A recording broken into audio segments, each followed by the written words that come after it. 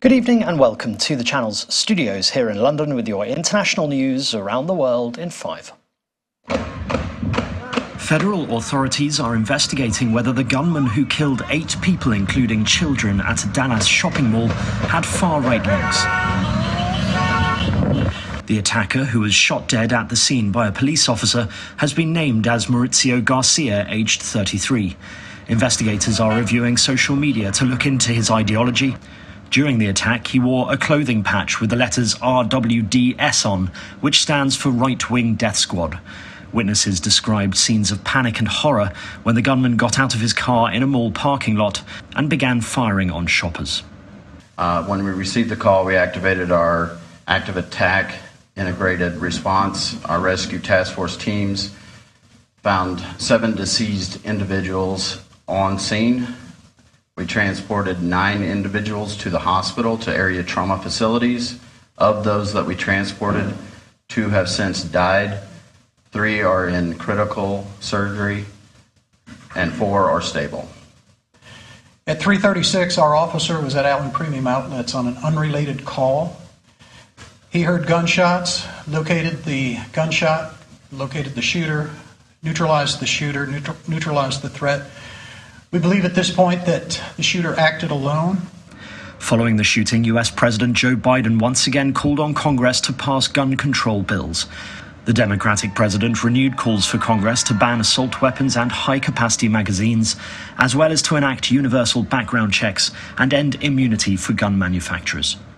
While we're still waiting for more information regarding the shooter, his motive, the weapons he used, the guns, the magazines, the weapons, the modifications that apparently have taken place to those weapons that are involved here, I don't need to wait another minute, let alone an hour, to take common sense steps that will save the lives in the future and to urge my colleagues in the House and Senate to act.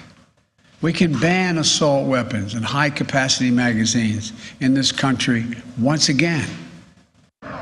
5 people have been wounded in a Russian drone attack on an apartment building in Kyiv. Russia launched its biggest wave of drone strikes on Ukraine for months. Kyiv's mayor, Vitaly Klitschko, said Russia had fired 60 Iranian-made kamikaze drones at Ukrainian targets, including 36 at the capital, all of which had been shot down, although debris hit apartments and other buildings. Rescuers are searching for survivors from an overcrowded tourist boat that capsized in South India, leaving at least 22 people dead. Police said the exact number of people on the boat that capsized in an estuary near the town of Tanur has yet to be confirmed. According to local media, police initially estimated that around 40 people, including children, were on board the boat, with most of the passengers believed to be domestic tourists. The far-right Republican Party has finished first in an election to choose the members of the body tasked with drawing up Chile's new constitution. The Republican Party won 22 out of 51 seats, with right-wing parties winning another 11. The Constitutional Assembly is to come up with a new constitution to replace the one brought in during the military rule of General Augusto Pinochet. A draft by a previous assembly was rejected in a referendum last year.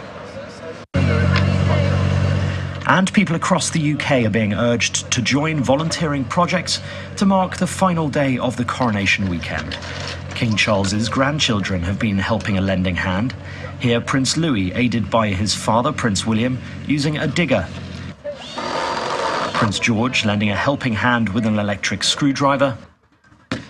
And Charlotte giving archery a go.